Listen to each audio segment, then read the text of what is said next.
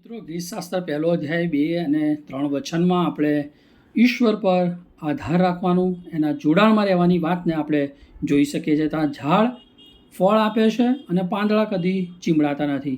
એ ક્યારે બને કે જ્યારે સમુદ્ર સાથે નદી સાથે એ જોડાણમાં રહે તો એ ફળ આપે અને એના ઝાડના પાંદડા કદી ચીમડાતા નથી. મારું ને તમારું જીવન પણ જો સફળ બનાવવું છે તો ઈશ્વરના વચનના મૂળમાં આપણું જીવન હોવું જોઈએ. આપણે સતત ઈશ્વરના વચન વાંચીએ, સાંભળીએ, અભ્યાસ કરીએ, એનું મનન કરીએ અને એમાં જે લખેલું છે એ બધું પાળવું જોઈએ. અને આપણો આધાર એ બીજી કોઈ બાબત નહીં પણ ઈશ્વરનું વચન હોવું જોઈએ. જો મારે તમારે સફળ થવું છે, વૃદ્ધિ પામવું છે, ઝાડ એ ફળવંત બને છે, એના પાંદડા લીલા એ વૃદ્ધિ બતાવે છે, એટલે મારું તમારું જીવન પણ ઈશ્વરના વચન પ્રમાણે એ ફળવંત અને વૃદ્ધિ પામતું બને છે. પ્રભુ આ વચનને સમજવાની કૃપા આપે. આમેન.